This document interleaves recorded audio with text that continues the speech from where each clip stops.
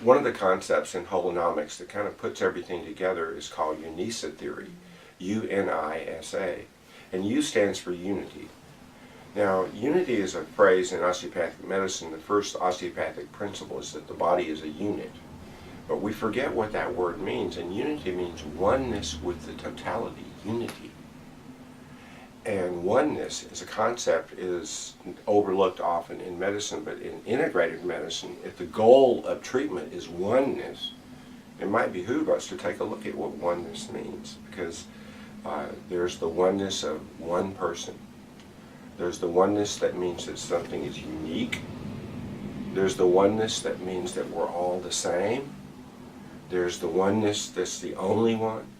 There's the oneness that's everyone. There's the oneness of the two. There's the oneness of the family. There's the oneness of your friends, of your schoolmates. There's the oneness of your country. There's this oneness of the world. There's this oneness with the universe. So there are all these different levels of oneness. And as crazy as it sounds, it's loss of oneness or disintegration is what brings our patients to us and causes their symptoms. And there's this hierarchy of oneness is what is being expressed in their physiology when they come to us. And the areas that are dysfunctioning are often also experiencing a disintegrative influence of some sort. And holonomics gives you a way to think of this dysfunction and understand it and whether or not it's reversible. Now you get into concepts from mathematics very quickly when you're talking about holonomics because it's based on biophysics and math.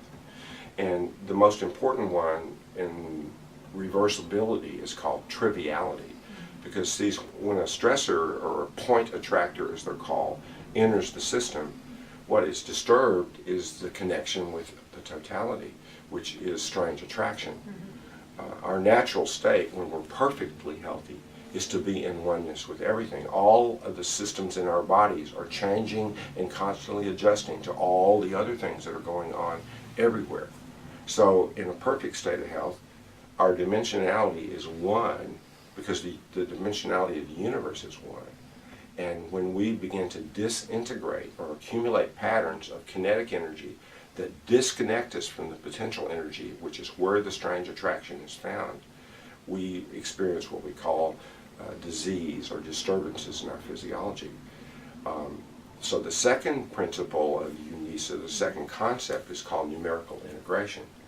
Now that's a term from mathematics that means the process of becoming one. And numerical integration is literally what our bodies are doing when we are alive, if you break it down to the math and physics.